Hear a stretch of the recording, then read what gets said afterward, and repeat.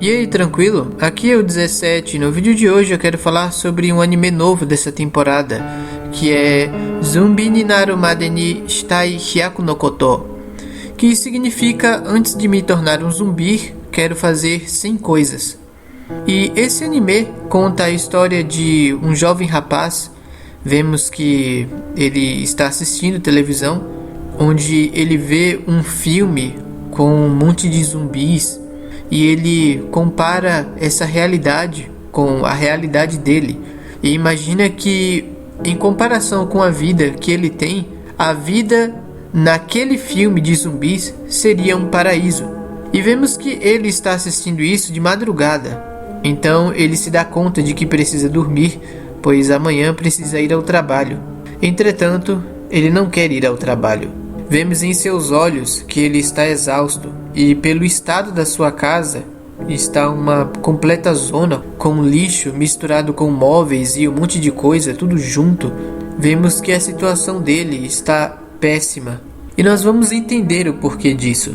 Voltando a 3 anos atrás, no começo de tudo, vemos o protagonista com uma expressão totalmente diferente.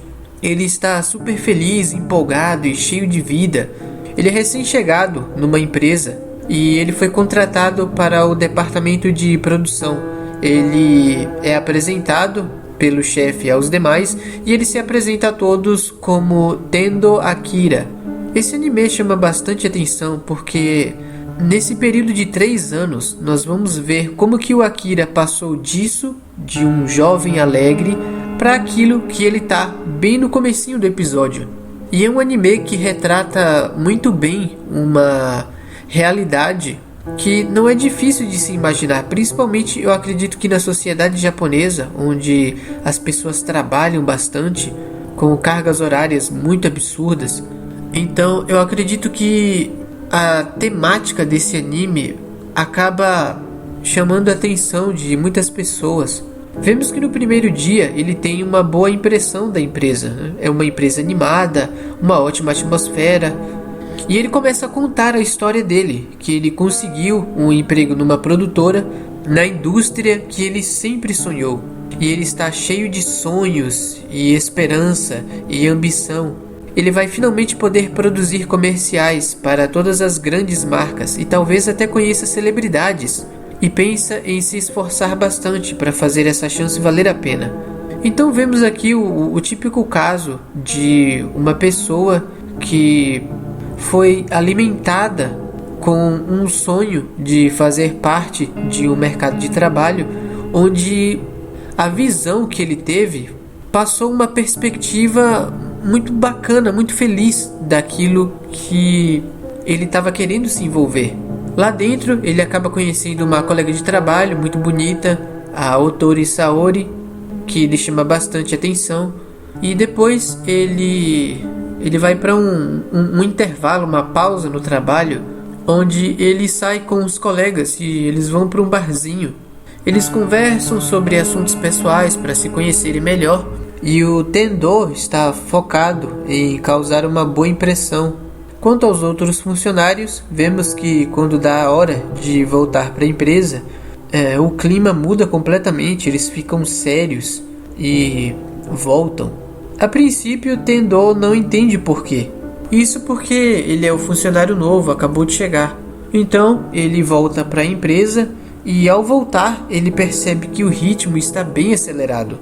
Já no primeiro dia, ele vira à noite e amanhece na empresa. E ele continuou lá, o que deixou ele preocupado.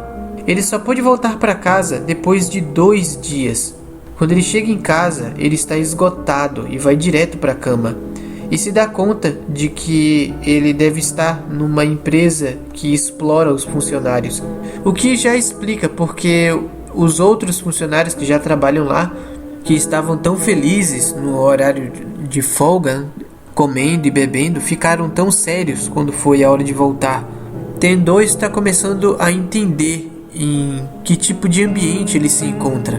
Vemos que, como muitos trabalhadores, ele acorda cedo, às 6 da manhã, e ele ainda está com sono porque ele dormiu pouco, e ele já não quer mais ir para a empresa. Parece familiar essa história? Isso não parece a história de milhares de pessoas ao redor do mundo? Por isso eu digo que esse é o tipo de história que é muito fácil de se identificar, sabe? Quantas pessoas não vivem nessa rotina e se sentem presas, sabe?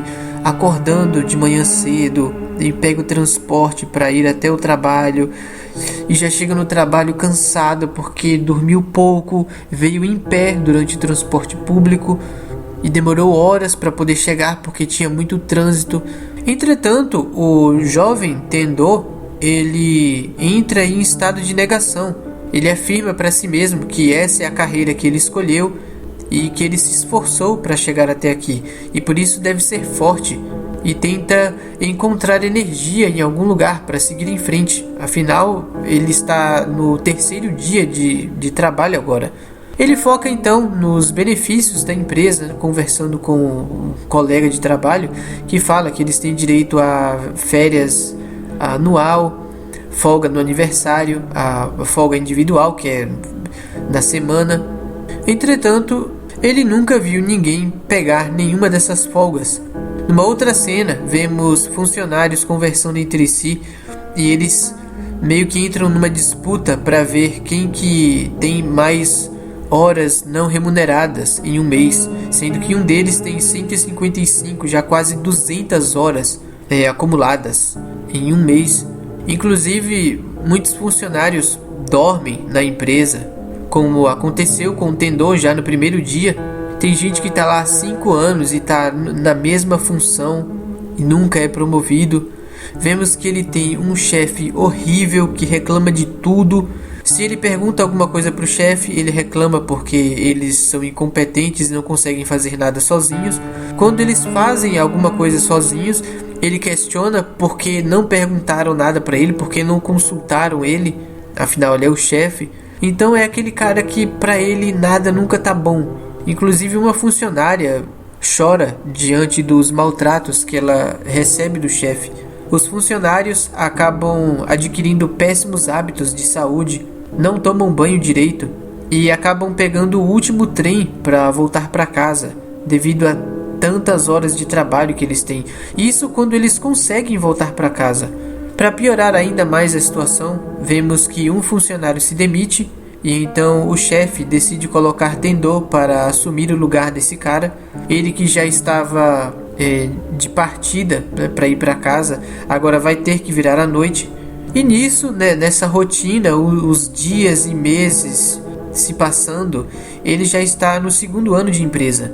E ele tá num ponto em que ele tá tipo desejando a morte, sabe? Querendo que um míssil caia na cabeça dele. E é uma situação extremamente delicada. No caso do Tendo, por exemplo, nós vemos que ele mora sozinho. Então, aquela coisa, por pior que seja o emprego, ele precisa de dinheiro para poder pagar as contas, pagar o aluguel e os gastos pessoais que ele tem com comida, roupas e etc. Então ele meio que se tornou um refém nesse emprego. E olha que ele está trabalhando na área que ele gosta. Tem muita gente que passa por situação assim e é trabalhando com uma coisa que a pessoa odeia fazer. O que torna essa história muito mais humana e muito mais fácil de se identificar para nós que estamos assistindo.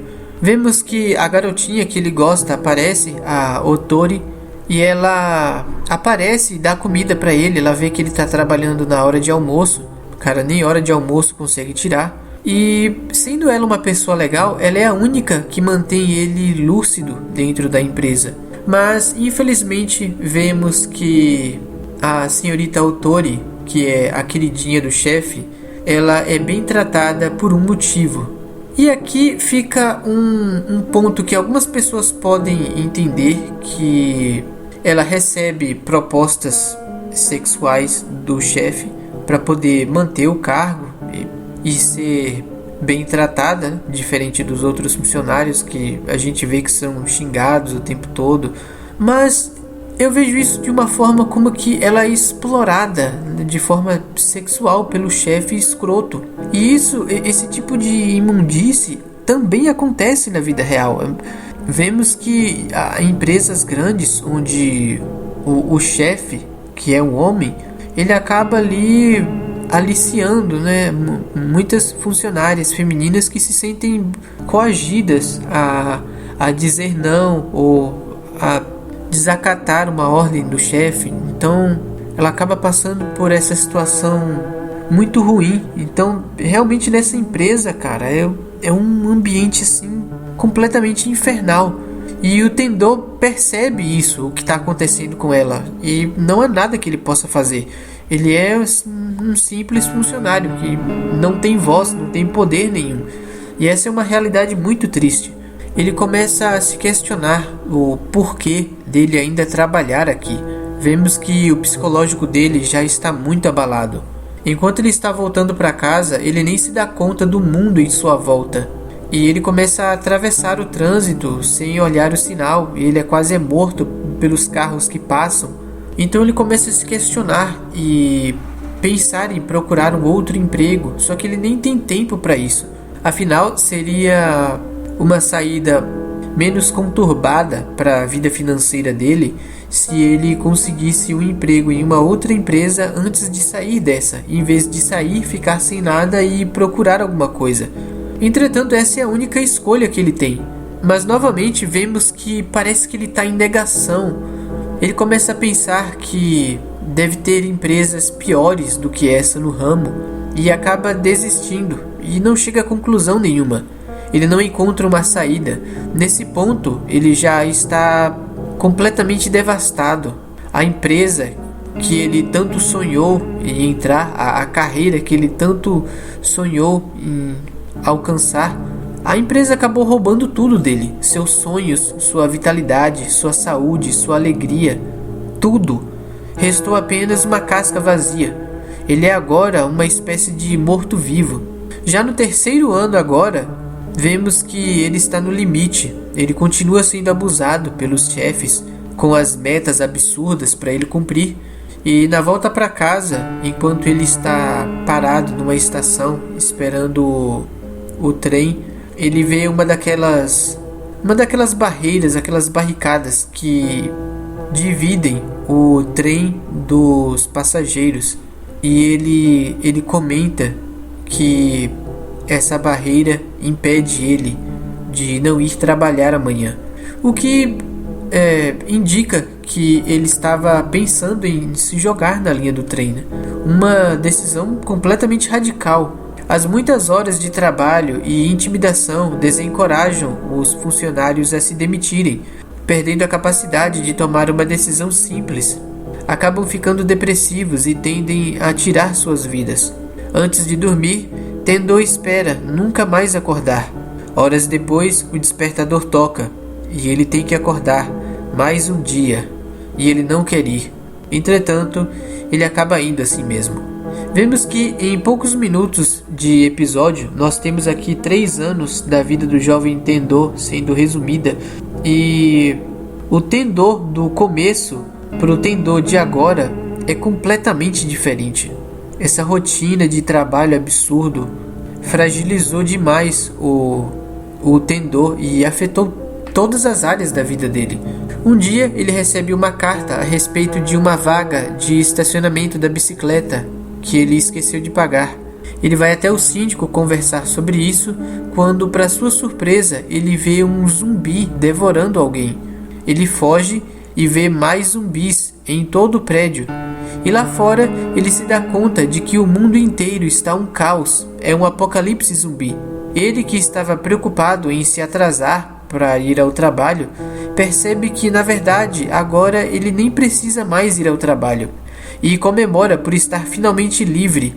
Em meio ao desastre mundial, ele sorri e se alegra, recuperando toda a sua vitalidade de antes de trabalhar. E pensa no que fará hoje e todas as coisas que ele gostaria de ter feito e não fez nos últimos 3 anos de sua vida. Aqui, finalmente, quando nós vemos que ele não precisa mais ir para a empresa, que ele se dá conta disso, ele rapidamente volta a ser aquele Tendô alegre que ele era no começo do episódio. É como se ele tivesse sido libertado de uma prisão. Antes disso, ele se lembra de sua colega legal, a Otori, e ele vai até o endereço dela, ver se ela está bem. A única pessoa que realmente importa para ele, a única coisa naquela empresa que ele realmente se importa. E chegando na casa dela, ele encontra o seu chefe, semi-nu, já transformado em zumbi. O que mostra, mais uma vez, que infelizmente, e eu interpreto dessa forma, que os abusos sofridos pela senhorita Otohime iam mais longe do que pensávamos. Ela não apenas era abusada no trabalho, como também em sua própria casa. E assim como Tendô, eu também imagino que ela não tinha coragem de se demitir e sair dessa situação. Eram ambos prisioneiros naquele ambiente. Vemos que agora o Tendô, com outra cabeça, ele finalmente toma a coragem e tem a atitude de fazer o que deveria ter feito há muito tempo. Incontáveis horas intermináveis de trabalho lhe destruíram e lhe fez esquecer como é viver como um ser humano, a ponto dele nem saber por que está trabalhando. E isso porque, mais uma vez eu digo, ele estava trabalhando na área em que ele gosta, mas mesmo assim ele perdeu completamente a humanidade dele fazendo isso. Ele então anuncia sua demissão, tomando controle da sua vida finalmente. E ele faz isso de forma bem educada, apesar de que ele joga o chefe dele, o zumbi, para fora do apartamento, que cai lá embaixo. Lá ainda, no apartamento, está a sua querida Otori. Ela também foi transformada em zumbi e o Tendô toma coragem e se confessa para ela, confessa o seu amor para ela, todo o sentimento que ele tinha por ela. Ele fala isso e ele foge dela porque ela o ataca em seguida. E lá na frente vemos que eu acho interessante esse ponto, que embora o chefe dele e a garota que ele gosta já viraram zumbis e não podem compreendê-lo, ele mesmo assim decide falar. Ele precisava pôr para fora e externalizar tudo aquilo que ele tinha guardado dentro de si por 3 anos. E após fazer isso, ele se sente mais leve e mais à vontade consigo mesmo. E então, seguindo a vida em frente, ele decide fazer uma lista de 100 coisas que ele quer fazer antes de virar um zumbi. Que a propósito, esse é o título do anime. Então, assim, um anime bem bacana. Eu assisti o episódio 2, mas não achei tão interessante quanto o primeiro. Não sei se vou continuar acompanhando, eu acho que não. Porque pra mim, o primeiro episódio desse anime, se esse anime tivesse terminado aí, se fosse tipo um OVA, um episódio só, ele já estaria perfeito. Porque pela proposta dele, ele passou muito bem a mensagem que ele queria passar. Claro, visto que é um anime, as coisas tomaram um rumo bem diferente do que poderia ser na vida real. Mas o resto tudo é muito realista. As incontáveis horas de trabalho, chega em casa tarde, não dorme direito, não se alimenta direito, não cuida da higiene pessoal, acorda cedo, vai pro trabalho de novo, às vezes nem consegue voltar para casa, sabe, aquela loucura, aquela coisa absurda, trabalho sem folga. É uma coisa que é até, no Brasil seria uma coisa até criminosa isso, sabe? Mas eu não sei como que funciona no Japão. Pode ser que o anime tenha exagerado bastante, mas de qualquer forma ele não deixa de ser fiel a uma realidade que representa uma verdade na vida de muitas pessoas. E eu acho que a lição que fica aqui, cara, é perceber que, no caso do Tendô, a única solução para o problema dele foi sair desse emprego. O emprego estava realmente destruindo a vida dele por completo, em todas as camadas. Claro que a vida real não é tão simples assim, A gente não pode simplesmente abandonar o emprego, porque todos precisam de dinheiro para poder pagar contas e compromissos que a gente tem. Mas é muito importante pensar na própria saúde a longo prazo, porque alguns ambientes, seja de trabalho ou qualquer coisa, simplesmente não convém. E no fim, quem paga o preço por continuar se intoxicando nesse ambiente somos nós mesmos.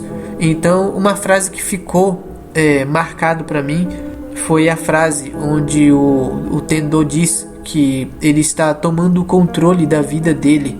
E é sobre isso, cara. Se a gente não muda, se a gente não toma uma atitude para poder mudar a nossa vida, nada muda. as coisas continuam sendo do mesmo jeito de sempre. Então, vemos que no caso do Tendo, por motivo de força maior, ele acabou conseguindo essa coragem para poder tomar essa decisão. Meio que foi uma sorte que caiu no colo dele, mas pô, ele ficou 3 anos, cara, nessa vida, e poderiam ter sido 10 anos, ou poderia ter sido até uma vida inteira. Ele estava tão mal a ponto de ficar depressivo e desejar a própria morte. E isso porque, lembrando mais uma vez, ele trabalhava na área em que ele gosta. Então, às vezes, até aquilo que parece ser o emprego dos sonhos pode ser uma ilusão, né? A gente não sabe como que é realmente que as coisas funcionam do lado de dentro, né? A gente olhando de fora com essa perspectiva. Mas é um anime que me fez realmente pensar a respeito das decisões que a gente toma na vida. Então eu encerro esse vídeo por aqui, deixando essa lição pra gente raciocinar e pensar sobre as decisões que a gente toma na vida, né? Afinal, é uma decisão diária.